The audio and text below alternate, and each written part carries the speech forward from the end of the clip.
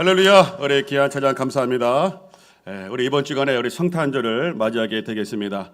자, 우리 한번 옆에 계신 분들 한번 인사할 때 우리 메리 크리스마스 즐거운 성탄입니다. 한번 인사하겠습니다. 우리 메리 크리스마스 즐거운 성탄입니다. 아멘. 우리 옛날에 서울에서 출발하는 새마을호가 있었습니다. 서울에서 출발했던 새마을호가 한참 지나고 나서 기관사가 이렇게 안내 방송을 했습니다. 승객 여러분, 이 열차는 잠시 후에 우리의 목적지인 부산에 도착하게 되겠습니다라고 이렇게 안내 방송을 했습니다. 그 안내 방송을 들었던 승객들이 막 당황을 했습니다. 그래서 기관사를 찾아가서 말했습니다. 기관사 양반, 이 기차는 전라도 광주 가는 건데 왜 부산으로 가는 것이요? 라고 이렇게 물었습니다. 그 말을 들었던 기관사가 당황을 했습니다.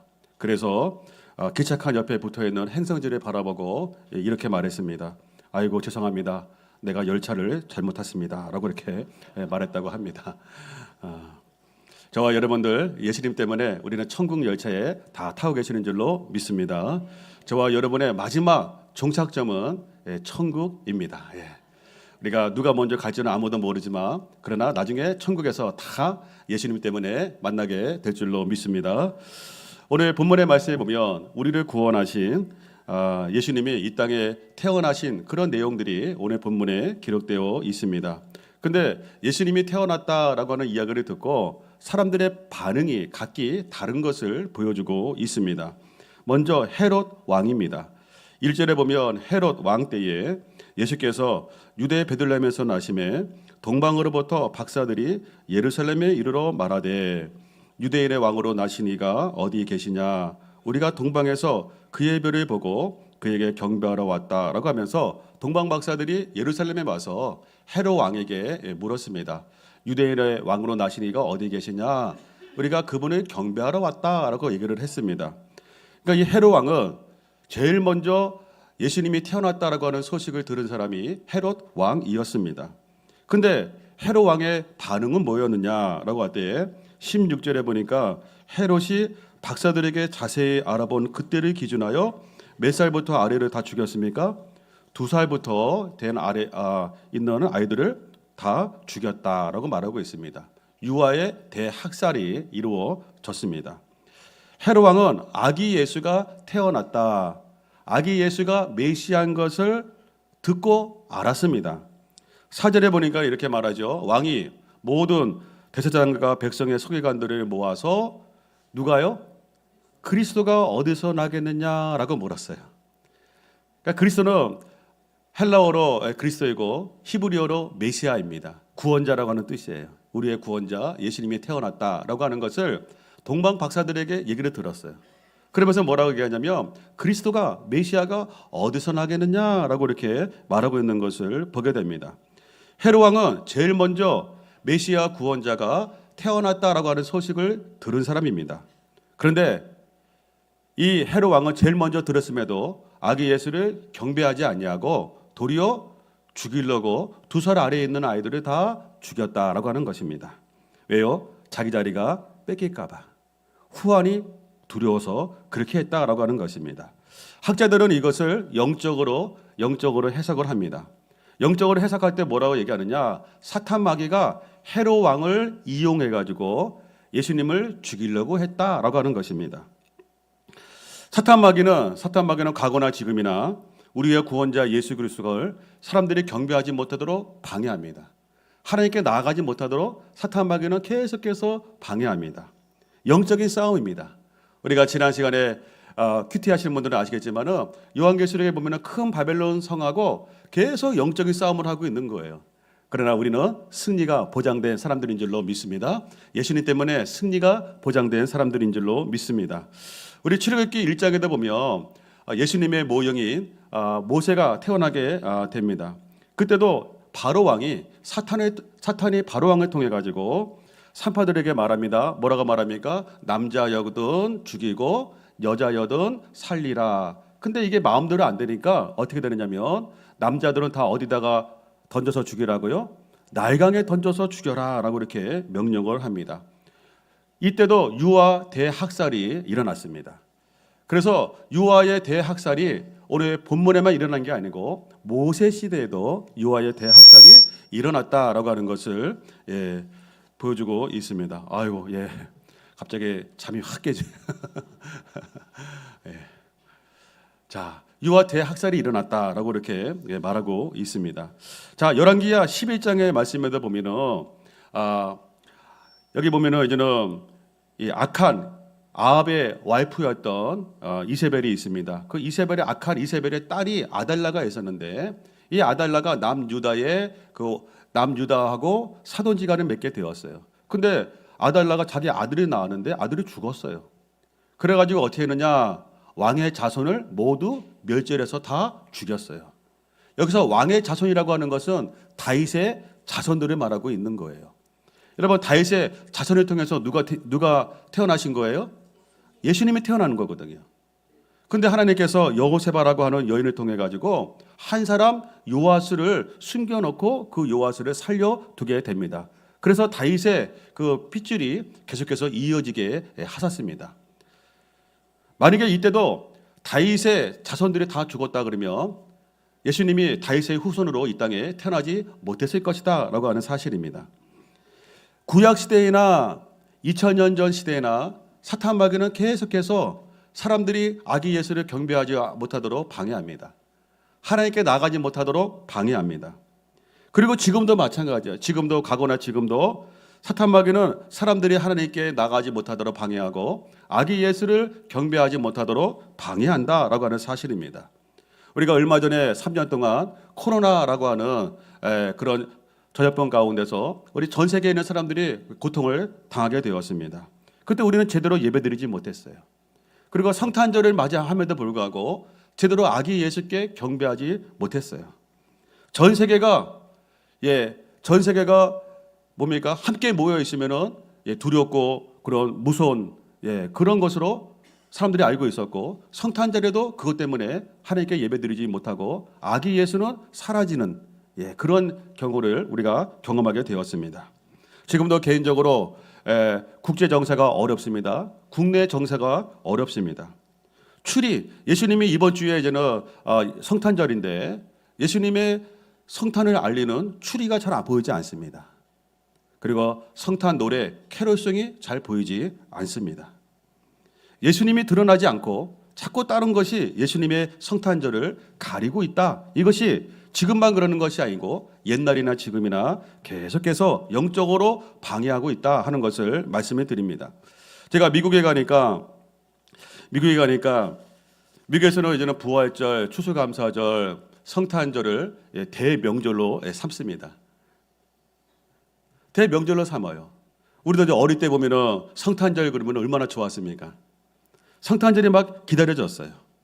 성탄절 발표회 준비하느라고 매 교회 와서 막 하고 그리고 또 새벽성도 돌고 또 선물도 주고받고 카드도 싸가지고 카드도 주고받고 막 기쁘고 좋은 날이 우리 어릴 때 성탄절이었습니다. 근데 지금이 이런 것들이 많이 사라졌어요. 미국에서는 지금도 성탄절 그러면은 추수감사절이 끝나면 그 다음 날부터 성탄 노래가 나와요. 탁 트면은 24시간 계속 성탄 노래가 나와요. 그래서 추수감사절이 끝나면 그 다음 날부터 성탄을 준비를 합니다. 그리고 동네마다 성탄 추리 마을이 있어요. 그래서 사람들이 거기 가면 이렇게 관광합니다. 이게 이제 LA에 있는 성탄 추리 마을이에요. 한번 교회가 아니에요. 그냥 마을이에요. 집이에요, 집. 집을 이렇게 꾸며요. 우리 교회도 잘 꾸몄지만은 여기도 보면 뭐 집들인데 막 이렇게 꾸며요. 그러면 사람들이 여기에 와서 관광 오고 사진도 찍고 막 그럽니다. 그리고 구청에서는 이렇게 해가지고 사람들이 많이 오면 좋잖아요. 좋으니까 어떻게 하냐면 구청에서는 이럴 때는 전기세를 확 깎아줍니다. 그래서 자꾸 권장하는 거죠. 자꾸 하라고. 우리 교회도 추리를 지금 계속 하고 있는데 우리 금정구청에서 전기세를 확 줄여주면 좋겠다 하는 생각이 좀 듭니다. 그러면 이거 하는 교회도 집들이 있으면 여기가 성탄 추리 마을이 되지 않겠습니까? 그러면 얼마나 좋겠어요. 근데 15년 제가 미국 생활 하다가 한국에 들어오니까 어릴 때의 그 추억들이 많이 사라졌어요. 성탄절인데도 성탄절 같지가 않아. 캐럴송도 잘 못 들어요. 어느 분이 그래요. 제가 와서 이렇게 요즘에 이렇게 성탄절 분위기가 안 나냐 이렇게 했더니 우리나라는 설 명절하고 추석 명절이 큰 명절이기 때문에 설 명절과 추석 명절을 크게 하지 성탄절은 크게 하지 않는다 이렇게 얘기를 합니다. 그래요. 세상 사람들은 그렇게 하는 거 이해가 돼요. 그러나 우리 믿는 사람, 우리 교회는 예수님의 성탄절을 우리가 축하하지 않으면 누가 하겠어요? 또 어느 분은 그래요. 뭐 성탄출이 뭐하러 하나? 그 돈 가지고 아껴가지고 가난한 사람들 도와줘야지. 또 그렇게 말하는 사람도 있었어요. 그 제가 이렇게 말합니다. 당신 부모님 생일 때 케이크 사가지 말라고. 그 돈 아껴가지고 가난한 자 도와주라고. 그거는 그거고 이거는 이거죠. 자기 생일 때 생일 케이크 그거 받지 말라고. 그 돈 받아가지고 가난한 자 도와주라고. 그거는 그거고 이거는 이거죠. 여러분 자식이 부모님 생일 때 축하해 주지 않으면 누가 해줘요? 성탄절 아기 예수가 이 땅에 태어나셨는데 하나님의 아들 예수님, 우리가 예수님 때문에 구원받고 이 자리에 앉아있지 않습니까? 우리 교회가 예수 믿는 사람들이 그 주님을 경배하지 않으면 누가 경배하겠습니까? 여러분 성탄절은 또 전도용이에요. 우리 교회도 이렇게 매년마다 이렇게 추리를 맛있게 하지 않습니까? 우리 수고하시는 집사님들이 참 이렇게 수고를 많이 하세요. 그러면 너무너무 좋아요. 밤에 되면. 저도 집에 가다가도 밤에 집에 가다가도 탁 쳐다보고 또 집사람도 쳐다보고 또 어제도 뭐 사진 찍고 막 그럽니다. 그 킨주 아파트에 사시는 어느 분이 킨주 아파트 아시죠? 여기 다리 건너면 바로 위에 아파트가 있잖아요. 위에서 이렇게 내려보니까 우리 성립교회 추리가 너무 멋있는 거예요. 그래서 우리 성립교회한테 감사하다고. 그러면서 성립교회 때문에 집값이 오르고 있다고 막 그렇게 얘기를 하셨어요. 그리고 그분이 추리를 볼 때마다 자기도 어릴 때 교회 나가서 성탄절 때 저렇게 했었는데 그 추억이 떠오르는 거예요. 그러면서 자기 아내가 먼저 천국 가셨는데 자기 아내가 유언으로 예수님 믿으라고 교회 가라고 했던 말이 자꾸 떠오르는 거예요. 그래서 그분이 또 스스로 교회에 오셨어요. 그래서 추리는 뭐냐면 전도용이에요. 그래서 제가 그분한테 그랬습니다. 집값이 오른다고 하시니까 집 파실 때 겨울에 파시라고. 겨울에 파시라 그랬어요. 여러분 힘들고 어려운 상황이라 할지라도 국제 정세가 힘들고 어렵고 국내 정세가 힘들고 어렵다 할지라도 영광 받으실 분 우리 아기 예수께 경배할 수 있는 저와 여러분들 될 수 있기를 바랍니다. 그 아기 예수를 놓치지 않는 여러분들 될 수 있기를 바랍니다. 두 번째로 성탄절에 맞이하여서 대제사장들과 서기관들이 있었습니다. 4절에 보니까는 헤롯 왕이 대제사장들과 백성의 서기관들을 모읍니다. 그래서 뭐라고 얘기합니까? 그리스도가 어디서 나겠느냐라고 이렇게 물어봅니다. 그랬더니 5절에 보니까는 그들이 뭐라고 얘기하냐면 바로 대답을 해줍니다. 유대 베들레헴입니다 라고 얘기를 합니다. 그들은 메시아가 어디서 태어날지를 제대로 알고 있었어요. 그리고 또 뭐라고 얘기하냐면 선지자로 이렇게 기록된 바라고 하면서 6절의 말씀 보니까 6절은 뭐냐면 미가서 5장 2절의 말씀, 구약의 말씀을 인용하고 있는 거예요. 같이 한번 6절 말씀 한번 읽겠습니다. 6절입니다. 자, 시작. 유대 땅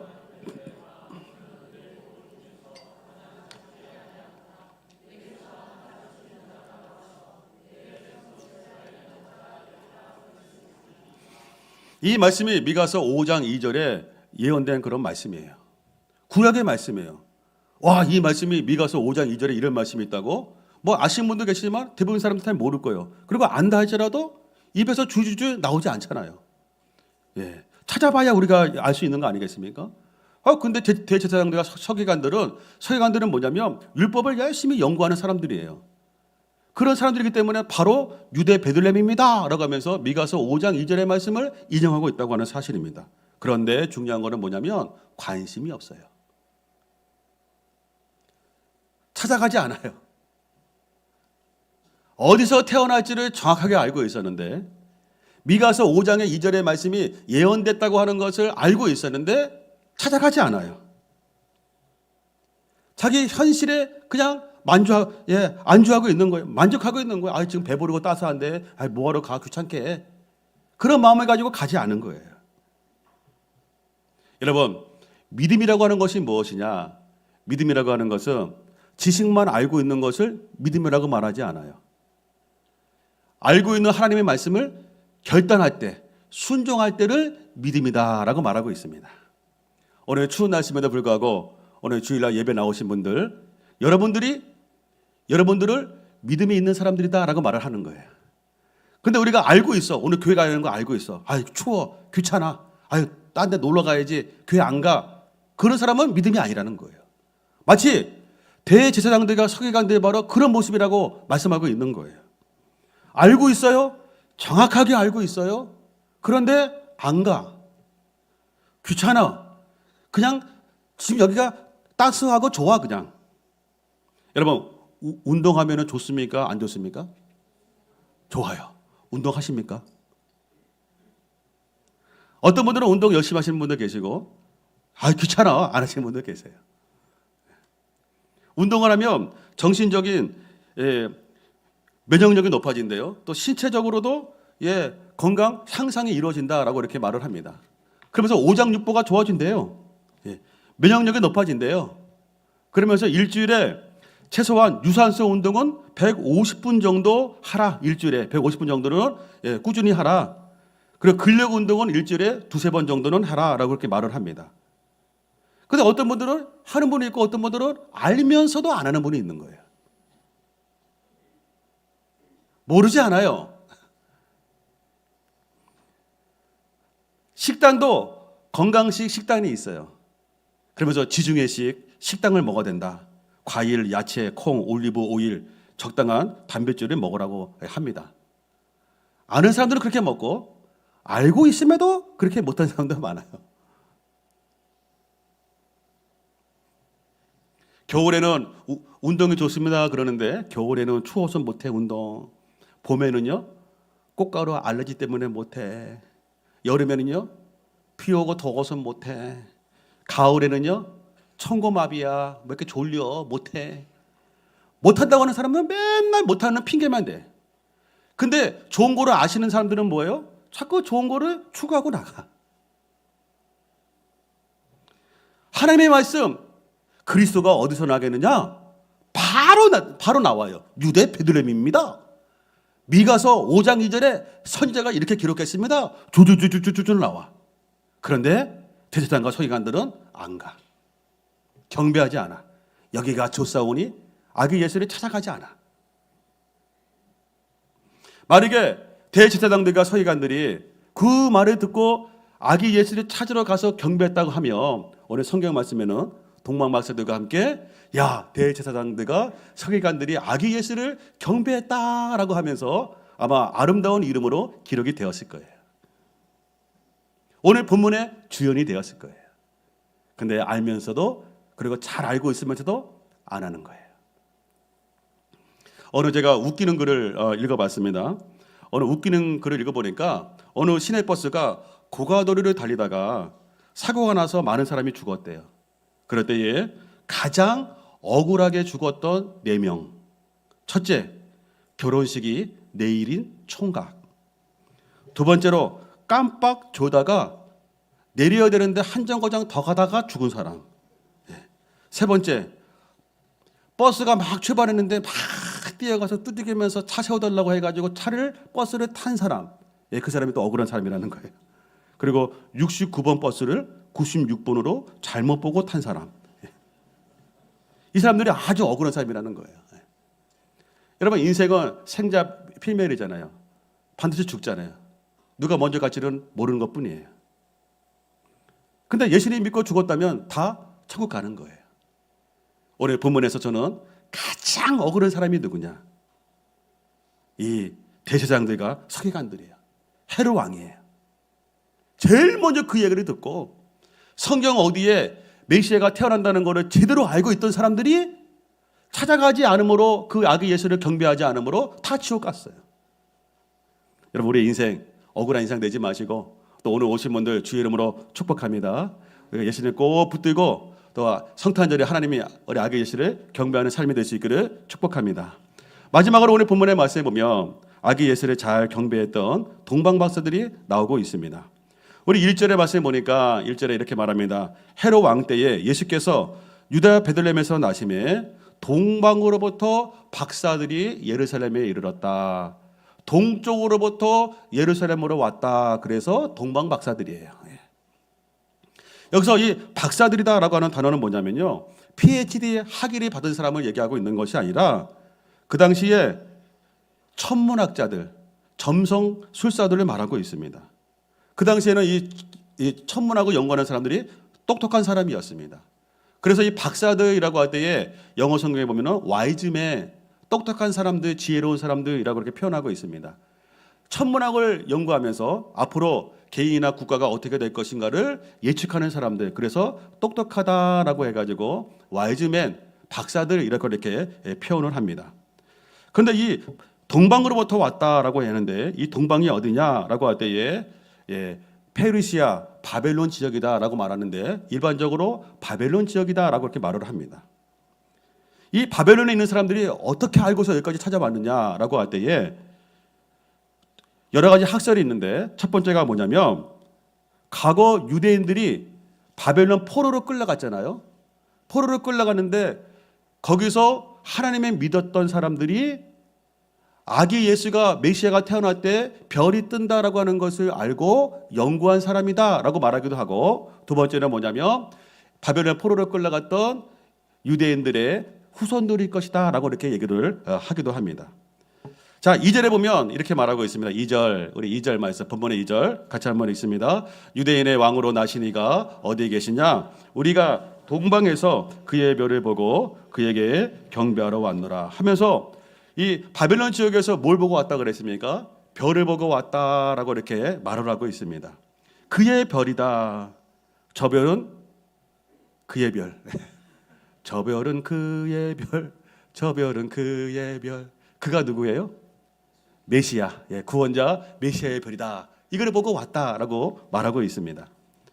그 별이 메시아의 별인 것을 어떻게 알았느냐라고 할 때에 우리 민수기 24장 17절의 말씀 보면 이런 말씀이 있습니다. 내가 그를 보아도 이때 일이 아니며 내가 그를 바라보아도 가까운 일이 아니로다. 같이 한번 읽습니다. 한 별이 야곱에서 나오며 한 규가 이스라엘에게서 일어나서 모압을 이쪽에서 저쪽까지 쳐서 무찌르고 또 셋의 자식들을 다 멸하리로다 라고 하면서 한 별이 야곱에서 나온다. 한 규가 이스라엘에게서 나온다. 야곱, 이스라엘은 같은 의미입니다. 한 별, 한 규, 이거를 같은 의미인데 이게 뭐냐면 만왕의 왕 메시아가 올 때에 이 별이 나타난다라고 하는 것을 상징적으로 말씀해주고 있는 것입니다. 그래서 이 동방 박사들은 이거를 그들이 알았고 이거를 배웠기 때문에 메시아 구원자가 오면은 특별한 별이 뜬다라고 하는 것을 계속 연구하다가 그 특별한 별이 탁 뜨는 거를 보고 멀리서 왔다는 거예요. 근데 바벨론에서 예루살렘까지 오는 거리가 얼마의 거리냐라고 하면은 1200km 정도 된다라고 하면 얼마요? 1200km 정도 된대요. 그 멀리서 왔다라고 하는 거예요. 왜요?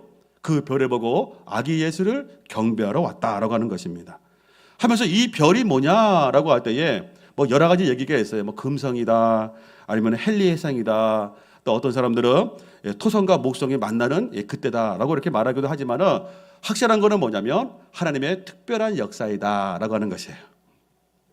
9절에 보니까 이렇게 말씀하고 있습니다. 9절에 보니까 그 별이 문득 앞서 인도하여 가다가 아기 있는 곳 위에 머물러 서 있었습니다.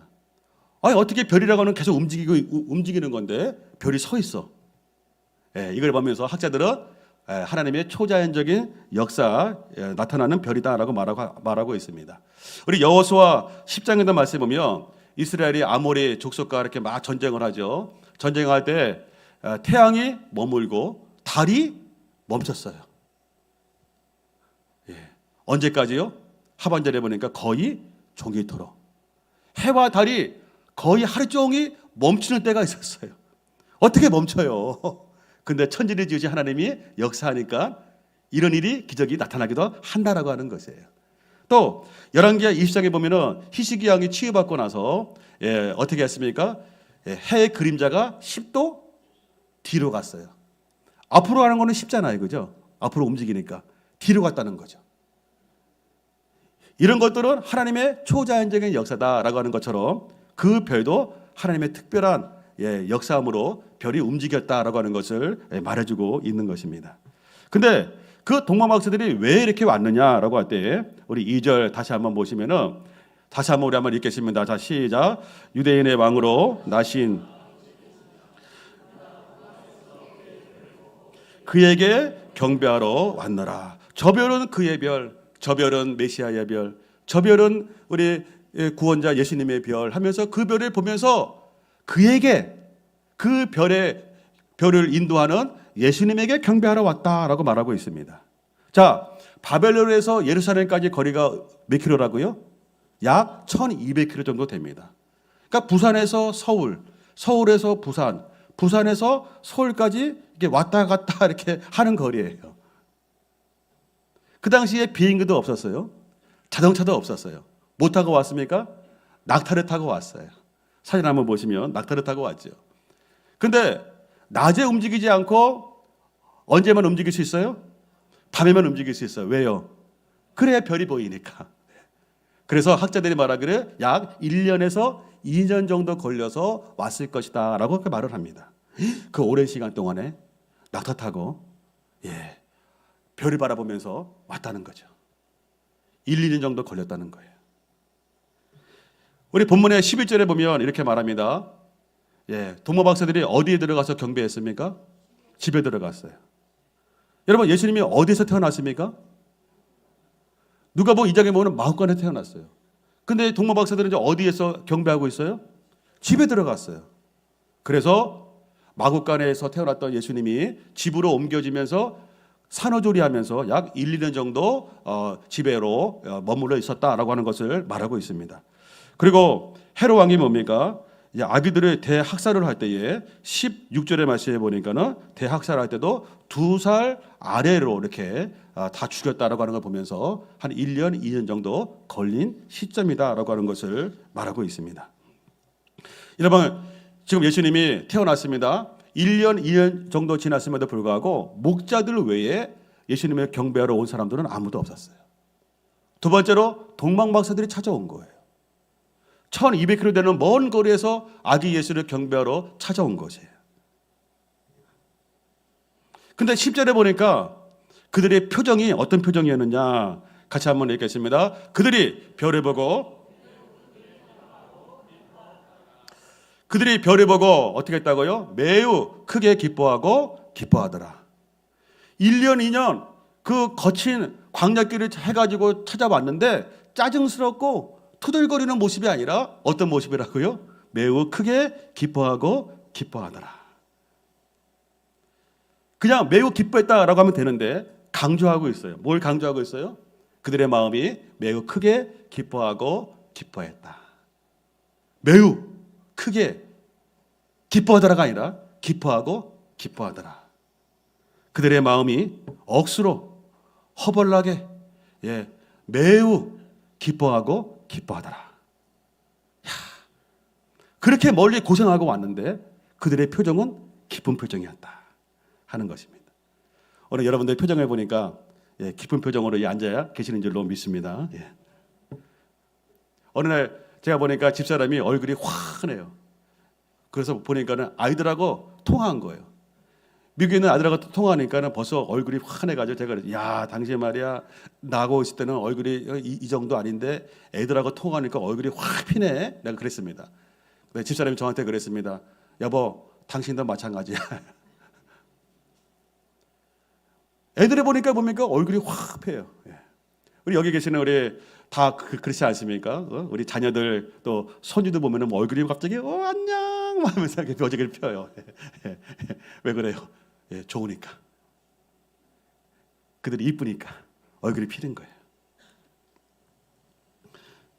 참 이것이 바로 동방박사들의 모습이었습니다. 오늘 1부 때 이마누엘 찬양대가 찬양을 했어요. 근데 70 넘고 80 넘으신 분들이 산타 모자를 다 쓰고서 찬양하시는 거예요. 얼마나 귀여운지. 얼마나 이쁜지. 그 모습 보는 동안 나도 모르게 일부 때는 얼굴 표정이 좀 굳잖아요, 그죠? 예, 나도 모르게 웃었어요. 하나님을 찬양한다 그러면서 이 어르신들이 예, 성탄모자 쓰고서 이렇게 찬양하고 있는 모습 얼마나 이뻐요. 제가 여러분을 보니까 웃고 있습니까? 예, 인상 쓰고 있습니까? 웃고 계세요. 여러분도 저를 보니까 막 웃고 계시네. 기뻐서. 예, 할렐루야. 예, 우리 옆에 계신 분들 한번 우리 인사하겠습니다. 당신의 본이 기쁩니다. 한번 인사하겠습니다. 당신의 본이 기쁩니다. 네. 자, 우리 앞들 한번 하겠습니다. 혹시 인상 쓰고 계시는 분 안 계시죠? 예, 다시 한번 당신의 보니까 기쁩니다. 자, 그리고 오늘 본문의 말씀에 보니까요, 이 동방 박사들이 그냥 온 것이 아니라 예물을 가지고 왔다라고 말합니다. 11절의 말씀에 보니까 이렇게 말하고 있습니다. 11절 같이 한번 읽습니다. 집에 들어가 아기와 그의 어머니 마리아와 함께 있는 것을 보고 엎드려 아기께 경배하고 보배압을 열어 황금과 유황과 모략을 예물로 드렸다라고 말하고 있어요. 세 가지 예물을 드렸어요. 그래서 우리는 동방박사 세 사람이다라고 얘기하는 이유가 예물을 세 개 드렸기 때문에 일반적으로 이렇게 얘기를 합니다. 근데 유황을 드렸어요. 황금을 드렸어요. 유황을 드렸어요. 모략을 드렸어요. 황금이라고 하는 것은 왕입니다라고 하는 표현이에요. 유황이다라고 하는 것은 뭡니까? 제사장들이 사용하는 것인데 당신은 대제사장입니다. 하나님이십니다라고 하는 고백이에요. 모략은 뭐예요? 시체가 썩는 것을 방지하는 그 약이 모략이에요. 이거는 아기 예수가 나중에 십자가에서 우리 죄를 위해서 죽으실 구원자입니다라고 하는 표현인 거예요. 우리가 황금은 이해가 되죠. 예, 우리가 아이들이 뭐 돌이나 그럴 때 보면 이렇게 뭡니까 금을 선물해 주기도 하고 돈을 주기도 하고 기저귀를 가지고 사가지고 가기도 하잖아요. 그거는 좀 이해가 돼. 근데 유황? 애가 유황이 왜 필요할까요? 모략? 아니 재수없게실이 예? 지금 막 태어나가지고 1년밖에 안 되는 애한테 앞으로 언제 죽을지 모르니까는 예, 시체 바르라고 뭐라고 사간다는 거는 진짜 우리나라 옛날에 속된 말로 이게 뭐 안 좋은 거 아니에요? 근데 이거를 왜 들은 이유가 뭐예요? 예수님이 만왕의 왕이십니다. 우리의 영원한 대제사장 하나님이십니다. 그리고 우리의 구원자이십니다. 신앙의 표현. 메시아가 어떤 분인 것을 정확하게 알고서 드렸던 예물이 바로 요 세 가지 예물이다라고 하는 사실인 것입니다. 여러분, 우리의 구원자 예수 그리스도 하나님의 아들이신 줄로 믿습니다. 만왕의 왕이신 줄로 믿습니다. 우리를 구원하신 구원자이신 줄로 믿습니다. 우리 유초동부가 성탄절 때 성탄절에 맞이해서 받고 싶은 선물이 뭐냐라고 조사를 좀 했습니다. 했더니 3위가 뭐냐? 나는 성탄절 때 닌텐도 게임기를 받고 싶어요. 이게 3위입니다. 부모님들 좀 아시고 이렇게 2위가 뭐냐? 아이패드 4세대를 선물 받고 싶다. 1위가 뭐냐? 에어팟 맥스를 선물 받고 싶다. 이게 우리 초등부 아이들이 갖고 싶은 선물이에요. 중고등부 아이들이 갖고 싶은 선물이 뭐냐? 3위가 새 핸드폰, 최신 갤럭시 아이폰, 2위 아이패드 프로, 1위 새 컴퓨터. 이게 우리 아이들이 중고등부 아이들이 갖고 싶은 선물이라고 이렇게 말을 합니다. 여러분, 우리가 선물해 줄 때 상대방이 갖고 싶은 거를 선물해 주는 게 선물이잖아요, 그죠? 근데 동방 박사들은 아기 예수가 어떤 분인 걸 알았기 때문에 정확하게 선물을 가지고 왔다라고 하는 사실입니다. 우리가 결론적으로 아무리 국제 정세가 복잡하고 국내 정세가 복잡한다 할지라도 우리 성탄절에 우리 아기 예수가 경배받을 날인 줄로 믿습니다. 그 아기 예수를 우리가 힘써 영광 돌릴 수 있기를 주의 이름으로 축복합니다. 여러분, 그분께 또 귀한 보배압을 열어서 하나님께 올려드릴 수 있기를 바랍니다. 예수님은 우리의 구원자이십니다. 하나님의 아들이십니다. 그리고 우리의 만왕의 왕이십니다. 추운 날씨에 오신 여러분들 주의 이름으로 축복합니다. 예수님이 우리의 문제 해결의 열쇠이십니다. 구원의 주님이십니다. 능력의 주님이십니다. 치유의 주님이십니다. 성탄절에 그분을 꼭 다시 한번 만날 수 있기를 바랍니다. 우리 25일 날 수요일 날 11시 예배 우리가 정교회를 한 번 딱 예배 드립니다. 그리고 24일 날 저녁에 그 성탄절 2부 행사로 우리가 함께 6시 반에 진행이 됩니다. 그때 우리 경품 또 우리 추천도 있다고 합니다. 그리고 25일 날에 진짜 생일날에 아까 말씀드린 것처럼 선물 돼지고기 세트를 다 하나씩 드립니다. 이거 우리 식구들 다 드리는 거예요. 그래서 중학생들 이상으로 드립니다. 또 우리 주일학교는 또 따로 선물이 또 준비를 합니다.